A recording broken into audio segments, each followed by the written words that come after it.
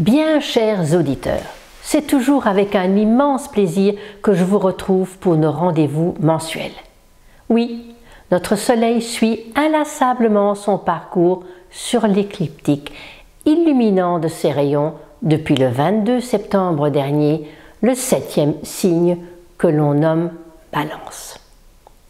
Un signe émetteur, cardinal et d'élément air. Nous quittons l'hémicycle des signes individuels pour l'hémicycle des signes collectifs. À l'équinoxe du printemps, le Soleil choisit de briller de tous ses rayons, remontant l'écliptique en éclairant les signes individuels du Bélier, du Taureau et des Gémeaux. À l'équinoxe d'automne, le Soleil retrouve le chemin de sa demeure, transitant les signes collectifs de la Balance, du Scorpion et du Sagittaire. Voyez vous-même le feu du feu, le Soleil, doit parfois vivre la nuit pour donner corps au contraste nécessaire de l'existence. La belle Vénus, en domicile dans cette maison, est dépeinte par les poètes du monde entier comme l'étoile du berger, que nous pouvons admirer parfois le matin ou le soir. Chez les Mayas et les Incas, Vénus incarnait Quetzalcoatl. On peut aussi penser à la croix en C dans la mythologie égyptienne. Cette croix qui exprime la conciliation des contraires. Cet équilibre si vital pour le natif de la Balance. Je vous invite à l'occasion, si l'occasion se présente, de vous replonger dans la mythologie, qu'elle soit grecque, romaine, égyptienne, maya. Toutes ces histoires et ces récits sont riches de sens et peuvent nous aider à mieux vivre, ou en tout cas mieux appréhender ou cerner notre quotidien, même en ce XXIe siècle. Quelle est la mission d'Hercule dans la maison de la Balance? Capturer le sanglier d'Érimante. Ce récit de la 7e mission d'Hercule révèle plusieurs leçons très intéressantes. Comme à chaque fois. Ce n'est pas par la séduction que l'on accomplit sa mission Vénus, mais par l'acquisition d'une maîtrise de soi, Saturne. Que les difficultés que nous sommes amenés à traverser et à rencontrer réveillent en nous des potentialités latentes. Et enfin, que la miséricorde est accordée à ceux qui cheminent avec sincérité malgré les échecs. La Balance a le souci de l'équilibre, la Balance a un souci viscéral de l'équilibre, la Balance a un besoin vital de vivre, ça fait partie d'elle-même. La Balance souhaite mettre l'accent aussi sur tout ce qui n'est pas en équilibre.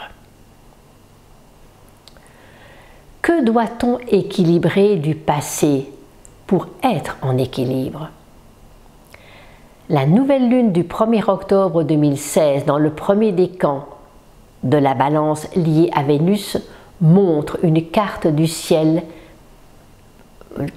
montée pour la France métropolitaine avec un thème nocturne dont les valeurs réceptrices doivent être mises en avant. La géante Jupiter a rejoint le couple mythique solilunaire, formant un aspect de sextile et de trigone, à l'ascendant d'un côté à l'ascendant Lion et de l'autre côté à Mars Capricorne. Ce qui pourrait se traduire par ceci. Des comportements réfléchis et ambitieux, mais basés sur une quête de justice et d'ouverture, mais où l'honneur devra impérativement être respecté. Le quinconce de la planète Neptune à la nouvelle lune Balance propose une transformation de nos illusions au profit d'un réel investissement humain. Avec la Balance, nous sommes dans le collectif. Les lunes noires sont toujours dans le Scorpion et au carré de l'ascendant Lion, mais trigone, Neptune, nœud sud Poisson. Quel choix pourrions-nous faire avec cette équation? Un choix de compréhension et de maîtrise de soi ou un choix de manipulation par des orgueils blessés? Et nous pouvons le voir dans beaucoup de domaines actuellement. Jupiter a rejoint le signe de la Balance le 9 septembre dernier. Il a quitté l'aspect de carré qu'il faisait et qu'il formait à Saturne depuis l'automne dernier et qui a été quand même très difficile toute cette année. Il sera, ce Jupiter, au carré de Pluton dans la deuxième partie du mois de novembre et opposé à Uranus à la fin décembre. Nous en reparlerons lorsque nous analyserons les configurations planétaires du mois de décembre et du mois de novembre. Mercure a retrouvé son rythme depuis le 22-23 septembre, alors qu'elle a rétrogradé tout le mois de septembre.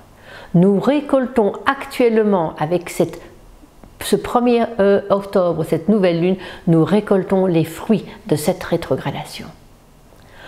Pluton a retrouvé aussi son rythme, lui, il y a quelques jours, le 27 septembre. Quel travail d'introspection a-t-il permis depuis le 19 avril dernier? Mais pour Pluton, le résultat de ce travail alchimique ne se verra concrètement qu'au début de l'année 2017. Uranus rétrograde culmine en Bélier, nous incitant à prendre plus d'autonomie et de liberté. Attention à ne pas tomber dans trop d'égoïsme, d'intolérance, de sectarisme, voire de radicalisation. Nous bénéficierons encore de l'influx du nœud nord en Vierge, nous invitant à analyser ce qui nous entoure d'une manière plus pragmatique, plus rationnelle, plus terre à terre, et non dans la fuite en avant. C'est la lame de la force, la lame 11, qui se manifeste lorsque nous additionnons la date de la nouvelle lune. Le 11, c'est le juste milieu des 21 lames du tarot. La force exprime une maîtrise conjuguée à une douce bienveillance. La pleine lune du 16 octobre aura lieu dans le 3e décan du signe de la Balance. Au moment de la pleine lune, il y a toujours la lune qui est opposée au signe que nous avons analysé. La lune est dans le signe du Bélier, ce signe qui sert en effet de miroir. Le signe du Bélier sert de miroir à nos attitudes que nous devrons ajuster pour être plus en équilibre. Cette carte du ciel montée également pour la France métropolitaine est un thème nocturne dont les énergies réceptrices devront être exprimées d'une manière douce et pas réactive et agressive. Quelle moisson en ce début d'automne! Les configurations sont denses et fortes, car d'un côté, le Soleil, Mercure, Jupiter en Balance, maison 1, demande juste milieu, équilibre, attention aux autres, et Lune, Uranus en Bélier en 7 est un petit peu comme une bombe à retardement. Et tout cela au double carré de Pluton-Mars en Capricorne. Ces configurations de pleine lune ne sont pas faciles. Explosion, implosion, quelles que soient les situations que nous aurons à vivre, ces aspects mettent en relief notre besoin d'autonomie, oui, d'indépendance individuelle, mais en gardant bien à l'esprit l'essentiel pour nous, un essentiel qui est de rester conscient de nos pulsions égotiques et de voir où nous sommes encore esclaves de certaines de nos pulsions. Vénus s'apprête à quitter le Scorpion pour rentrer dans le signe du Sagittaire le 19 octobre.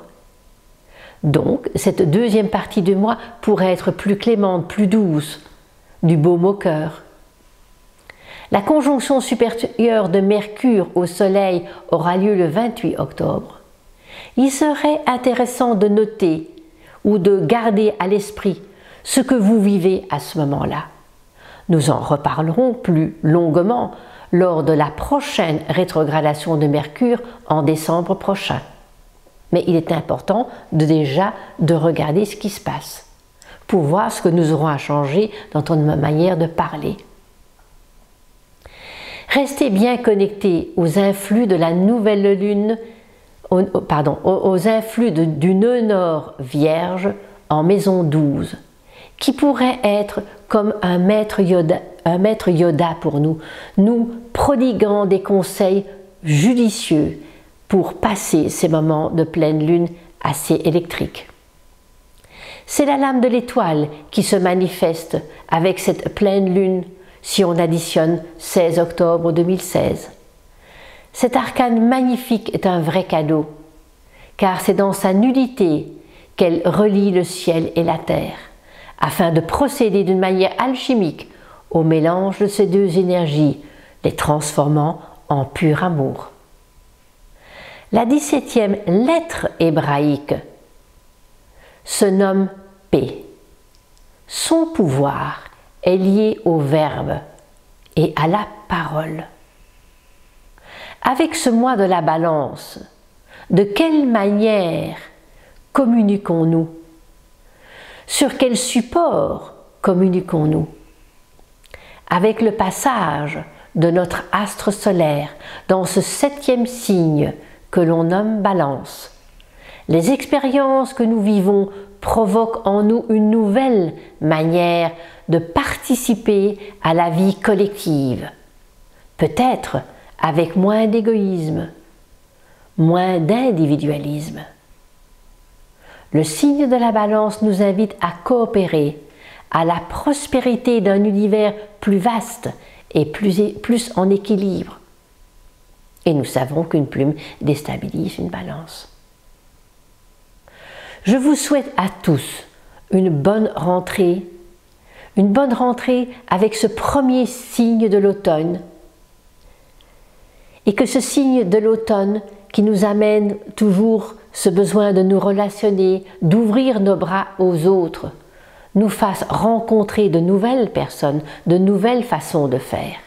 Et je vous retrouverai avec plaisir pour partager ensemble la profondeur du 8e signe que nous nommons Scorpion. Avec toute mon attention, je vous dis au revoir.